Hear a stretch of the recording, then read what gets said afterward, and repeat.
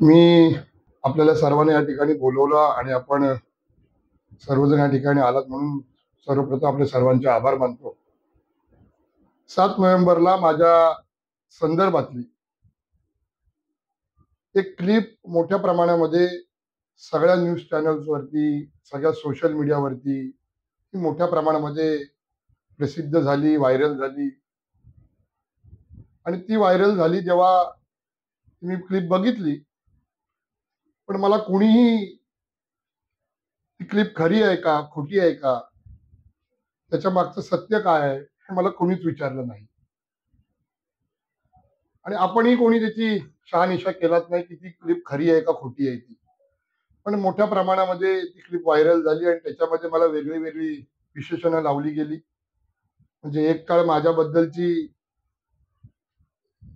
एक प्रतिमा आपण सर्वांनीच वैयक्तिक चर्चेतनं, की बाबा मी कितीही जरी आक्रमक असलो, चिडलो असलो, तरी देखील मी चुकीच्या पद्धतीने वागत नाही, माझ्या चुकीच्या पद्धतीने माझ्या तोंडातून शब्द जात नाही, अशी आपणच सर्वांनी माझी प्रतिमा केली.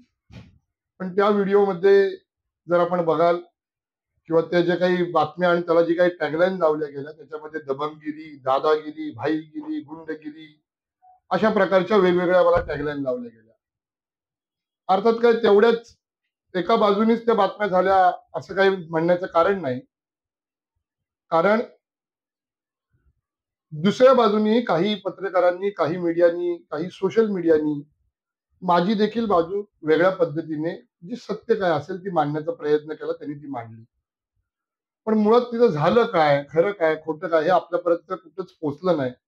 आणि म्हणून आजची ही प्रेस या ठिकाणी मी घेतोय. सर्वांना सांगतो की विजय केमिकल्स लोटे, या लोटे मधले जी ही विजय केमिकल्स आहे, तिथे त्यांच्या नवीन प्लांटचं काम चालू आहे. मी स्वतः सिव्हिल इंजिनियर आहे. माझी स्वतःची प्रायव्हेट लिमिटेड कंपनी आहे. मी त्या कंपनीमध्ये डायरेक्टर आहे. आणि सातत्याने मी कामं करून माझी कंपनी चालवण्याचा मी नेहमीच प्रयत्न करत असतो. मग ती गव्हर्नमेंटची कामं असू देत, नाही तर प्रायव्हेट कामं असू देत, नाही तर प्रायव्हेट कन्स्ट्रक्शन असू देत, हा माझा मी व्यवसाय म्हणून त्या ठिकाणी करतो. आणि त्याचप्रमाणे रितसर मला त्या विजय केमिकल्स लोटेची मी वर्क ऑर्डर घेऊन मी ते काम मिळवलेलं आहे. आणि ती वर्क ऑर्डर आज माझ्या या ठिकाणी हातामध्ये आहे, की मी ते काम टेंडर भरून मी त्या ठिकाणी ते काम मिळवलं. आता हे काम मिळवत असताना याच कंपनीच्या विजय केमिकल्सच काही महिन्यापूर्वी आणखीन एक टेंडर निघालं होतं, ते डिसमेंटलिंगचं होतं. ते डिसमेंटलिंगचं टेंडर मी कोट केलं. माझा कोट हा हायर साईडला आला. मला न देता त्या कंपनीने लोअर साईडच्या ज्या व्यक्ती होती, जी कोणी टेंडर होता, ज्याची कोणाची बीड होती, त्याला ते काम दिलं. मी जाऊन काही दंगा नाही केला कंपनीत, मी जाऊन काय राडा नाही केला कंपनीत, मी जाऊन कोणाचं काम नाही बंद पाडलं. ठीक आहे, हा व्यवसाय आहे, ह्याच्यात कॉम्पिटिशन होत असतात. सगळीच कामं मला मिळतील अशी काही अपेक्षा असणं चुकीचं आहे. आणि म्हणून मी शांत राहिलो. ते काम तिथल्याच कोणीतरी व्यक्तीने केलं, मला माहिती नाही कोणी केलं. सर्वांना सांगतो की विजय केमिकल्स लोटे, या लोटे मधले जी ही विजय केमिकल्स आहे, तिथे त्यांच्या नवीन प्लांटचं काम चालू आहे. मी स्वतः सिव्हिल इंजिनियर आहे. माझी स्वतःची प्रायव्हेट लिमिटेड कंपनी आहे. मी त्या कंपनीमध्ये डायरेक्टर आहे. आणि सातत्याने मी कामं करून माझी कंपनी चालवण्याचा मी नेहमीच प्रयत्न करत असतो. मग ती गव्हर्नमेंटची कामं असू देत, नाही तर प्रायव्हेट कामं असू देत, नाही तर प्रायव्हेट कन्स्ट्रक्शन असू देत, हा माझा मी व्यवसाय म्हणून त्या ठिकाणी करतो. आणि त्याचप्रमाणे रितसर मला त्या विजय केमिकल्स लोटेची मी वर्क ऑर्डर घेऊन मी ते काम मिळवलेलं आहे. आणि ती वर्क ऑर्डर आज माझ्या या ठिकाणी हातामध्ये आहे, की मी ते काम टेंडर भरून मी त्या ठिकाणी ते काम मिळवलं. आता हे काम मिळवत असताना याच कंपनीच्या विजय केमिकल्सच काही महिन्यापूर्वी आणखीन एक टेंडर निघालं होतं, ते डिसमेंटलिंगचं होतं. ते डिसमेंटलिंगचं टेंडर मी कोट केलं. माझा कोट हा हायर साईडला आला. मला न देता त्या कंपनीने लोअर साईडच्या ज्या व्यक्ती होती, जी कोणी टेंडर होता, ज्याची कोणाची बीड होती त्याला ते काम दिलं. मी जाऊन काही दंगा नाही केला कंपनीत, मी जाऊन काय राडा नाही केला कंपनीत, मी जाऊन कोणाचं काम नाही बंद पाडलं. ठीक आहे, हा व्यवसाय आहे, ह्याच्यात कॉम्पिटिशन होत असतात, सगळीच कामं मला मिळतील अशी काही अपेक्षा असणं चुकीचं आहे. आणि म्हणून मी शांत राहिलो. ते काम तिथलंच कोणीतरी व्यक्तीने केलं, मला माहितीही नाही कोणी केलं. त्यांच्या नवीन प्लांटच्या इरेक्शनचं आलं, मी रितसर ते काम भरलं आणि मी रितसर त्या कामामध्ये बिलो असून मला ते काम त्या ठिकाणी मिळालं. आम्ही साधारण 25-26 ऑक्टोबरला ते काम चालू केलं आणि चालू केल्यावरती 26 ऑक्टोबरला त्या ठिकाणी एक व्यक्ती, ज्याची आणि माझी काही संबंध नाही, मी त्याला पर्सनली ओळखत नाही, मी त्या व्यक्तीला कधी बघितलेलं नाही, पण ते त्या ठिकाणी तिथे आले. मी त्या साईटवरती त्यावेळेस नव्हतो. माझा इंजिनियर दर्शन शिंदे हा ती साईट बघतो, ती सांभाळतो, तो तिथे होता. तो तिथे आला, त्यांनी चौकशी केली की हे काम कोणाचं आहे, कोण करतंय, कसलं काम आहे, वगैरे वगैरे वगैरे. आमच्याही माणसाने चौकशी केली, तुम्ही कोण? आम्हाला विचारते तर तुम्ही कोण आहात, मी तुम्हाला ओळखली नाही. म्हणून त्यांनी नाव चौकशी वगैरे केली, त्यांनी सर्व काही विचारून घेतलं. तो विषय तिथं झाला. त्यानंतर आमचं काम चालू झालं आणि साईटवरती जो काही डंपर आमचा येत होता, माल घेऊन येत होता, मटेरियल घेऊन येत होता, त्या डंपरला दुपारी साधारण 12-12:30ची वेळ असेल, त्या डंपरला अडवण्यासाठी हीच सचिन काते नावाची व्यक्ती त्या ठिकाणी आली. ड्रायव्हरला अडवलं. ड्रायव्हरने आमच्या इंजिनियरला सांगितलं, बाबासाहेब असं असं अडवतायत. दर्शन शिंदे तिथं गेला आणि त्यांनी विचारलं, तुमचा काय संबंध, हा डंपर अडवायचा, का अडवलाय? त्यांनी थोडीशी अरेरावीची भाषा केली, त्यांनी दादागिरीची त्या ठिकाणी भाषा केली, त्यांनी आम्ही कसे स्थानिक आहोत ह्याची भाषा केली आणि हे काम बंद करायचं, हे काम करायचं नाही, अशा प्रकारची अरेरावी त्यांनी केली. माझ्या इंजिनियरने सांगितलं, बाबा तुम्ही माझ्याशी बोलण्यापेक्षा तुम्ही आमच्या साहेबांशी बोला, ते तुम्हाला काय असतील ते तुमच्याशी चर्चा करतील, तुम्हाला जर का यातलं काही काम पाहिजे असेल तुम्ही त्यांच्याशी बोला. त्यांनी सांगितलं, काम वगैरे काय नाही, ते काम ताबडतोब बंद करायचं, काम कोणाचंही असू दे, तुझ्या मालकाला सांग मला फोन करायला. ही त्यांची अशी उर्मटपणाची भाषा होती. मला माझ्या इंजिनियरने सांगितलं, म्हटलं दुर्लक्ष कर, असे कोणीतरी येतील नाटकं करतील, तू लक्ष देऊ नकोस. त्यानंतर 31 ऑक्टोबरला हीच व्यक्ती सचिन काते हे त्या ठिकाणी तिथं आले. त्यांनी कामगारांना शिवीगाळ केली, दमदाटी केली, जीव मारण्याची धमकी दिली आणि त्यांनी सांगितलं हे काम तात्काळ बंद करायचं. मी सांगितलेलं असताना तुम्ही काम चालू कसं ठेवलं? माझ्या इंजिनियरनी दर्शननी सांगितलं, साहेब काय संबंध, आम्हाला काम हे कंपनीने दिलंय, तुम्ही कंपनीशी बोला, तुम्ही आमच्याशी का बोलता, तुम्ही कंपनीशी बोला आणि जे काय ते म्हणणं तुमचं कंपनीकडे मांडा, तुम्ही मला नका सांगू. आमचं काम आम्हाला कंपनीने दिलं, कंपनीने आम्हाला सांगितलं तर आम्ही हे काम बंद करू. त्यावेळेस त्याची भाषा होती सचिन काते या व्यक्तीची की हे आम्ही इथले स्थानिक आहोत आणि त्या ठिकाणी मी शिंदे गटाचा काहीतरी पदाधिकारी, म्हणजे काही युवा सेनेचा काही उपजिल्हा प्रमुख का काहीतरी मी आहे आणि त्यामुळे आम्हाला विश्वासात घेतल्याशिवाय तुला काम करता येणार नाही.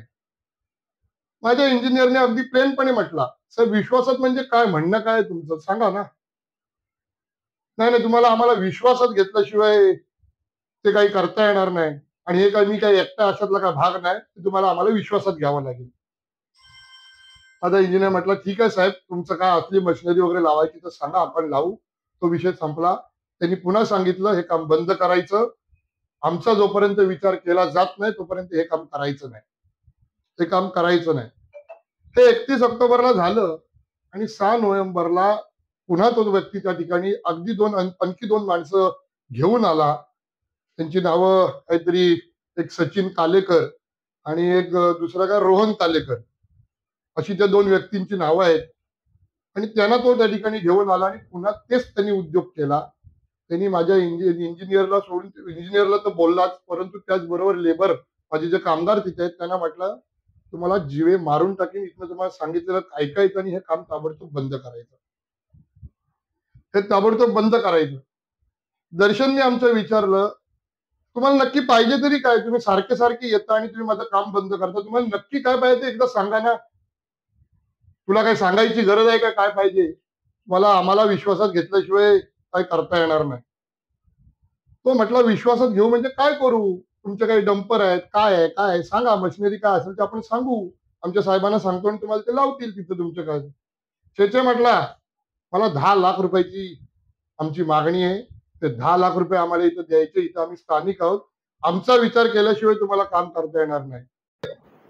ते एवढे द्यायचे कुठनं आणि कशाबद्दल? त्याने काम करण्याकरता.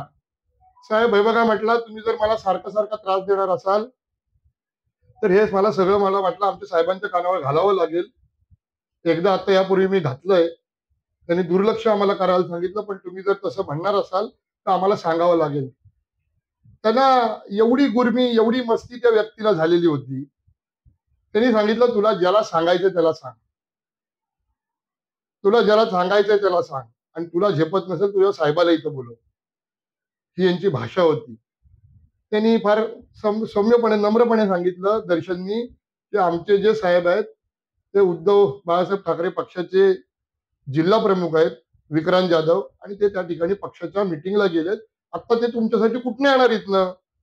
ताबडतोब त्या ठिकाणी त्याला इथं बोलव, तर आता हा विषय सुटेल, नाही तर मी तुझ्या आता लेबरना मारणार. त्यांनी थोडस म्हटलं मी पोलिसांना वगैरे सांगेन. त्याच्यावरती पण त्याची अर्ररावी. कोणाला सांगायचंय त्याला सांग. आमचा बॉस जिथं बसलाय सरकारमध्ये, योगेश दादा कदम, त्यांचा जोपर्यंत आमच्या डोक्यावर हात आहे, रामदास भाईंचा आमच्या जोपर्यंत डोक्यावरती हात आहे तोपर्यंत आमच्या केसाला पण धक्का लावू शकत नाही. आणि हे काय 10 लाख काय माझे एकट्याचे नाहीयेत. अण्णा कदम आणि त्या ठिकाणी शशिकांत चव्हाण आमचे जिल्हा प्रमुख, त्या दोघांचा याच्यामध्ये हिस्सा आहे. ते पॅगोडात बसलेत आणि त्यांनी मला हे कलेक्शन करून आणायला सांगितलंय. तुझ्या साहेबाला हात हलवत यायला सांगू नको, पैसे घेऊन यायला सांग. मध्ये या दोन्ही विषयामध्ये कोणत्याही दबावाला न बळी पडता पोलीस त्या ठिकाणी ज्याप्रमाणे महाडमध्ये दबावाला बळी पडले आणि त्या ठिकाणी अजिबात गंभीर गुन्हा असून देखील साधे बेलेबल सेक्शन लावून अटक करून बेल करून दिली, त्या प्रकारे कोकणातले पोलीस, विशेष करून रत्नागिरी जिल्ह्यातले, जिथे ह्या अशा प्रकारच्या गोष्टी घडत नाहीत, त्याला फार दबावाला बळी पडणार नाहीत आणि या दोन्ही गोष्टीकडे गांभीर्याने लवकरात लवकर बघतील आणि त्या ठिकाणी त्यांच्यावरती कडकची कडक कारवाई करतील ही अपेक्षा त्या ठिकाणी मला आहे. माझं म्हणणं मी आपल्या समोर मांडलेलं आहे. आपल्याला ह्या विषयामध्ये अधिक खुलाशावर मला जर काही प्रश्न विचारायचे तर आपण विचारा. ते आता सचिन कातेला विचारायला लागेल तुम्हाला. काय व्याख्या काय स्थानिक म्हणून व्याख्या काय? आणि स्थानिक असलेला काय हरकत नाही. तुम्ही मेहनत करा. मी 2017 साली जिल्हा परिषदेचा सदस्य झालो, विरोधी पक्ष नेता झालो, जिल्हा परिषद अध्यक्ष झालो, आता जिल्हा प्रमुख झालो. आजही मी माझा काम धंदा करून मी माझं राजकारण चालवतो. आजही मला माझ्या रस्त्याच्या कामांवरती जाऊन उन्हात अनातनं तोंडाला फडकी बांधून, टोपी घालून त्या धुळीमध्ये उभं राहायला आम्हाला लाज नाही वाटत. तुम्ही मेहनत करा, तुम्ही काम करा, तुमची योग्यता तिथपर्यंत न्या, तुम्ही तेवढी पद तुमची निर्माण करा आणि मग ते तुम्ही मिळवा ना काम. दादागिरी करून आणि लोकल सांगून हे असं होत नाही. असं होत नाही. उद्या जर का असं आपण जर म्हणायला लागलो, आपण खूप चांगला प्रश्न विचारला, लोकलची व्याख्या काय? थोडक्यात तुम्हाला ते म्हणायचंय. तुम्ही पण जर परप्रांतीयांच्या ह्याच्यामध्ये जाऊन तुम्हाला बसवत असतील ही लोक, तर लोकलची व्याख्या काय हा तुमचा खरा प्रश्न आहे. बरोबरच आहे. मी तेच म्हणतोय, हे माझ्यासारख्या व्यक्तीला जर का त्या ठिकाणी खंडणी मागायची हिंमत होते, त्याची मी कारणं सांगितली. त्यांचे मंत्री योगेश कदम आज सत्तेत आहेत, गृहराज्य मंत्री आहेत. तेच जर का असे 2 नंबरचे डान्सबार सारखे धंदे करून ते जर का व्यवसाय करत असतील, त्यातनं पैसा उडवून राजकारण करत असतील, तर हे चेले चपाटे करणार काय? कार्यकर्ते शेवटी नेत्याकडनंच आदर्श घेणार ना त्यांच्या. तो त्यांनी घेतलेला आहे आणि त्याला आता रोख लागेल, एवढे मी तुम्हाला सांगतो.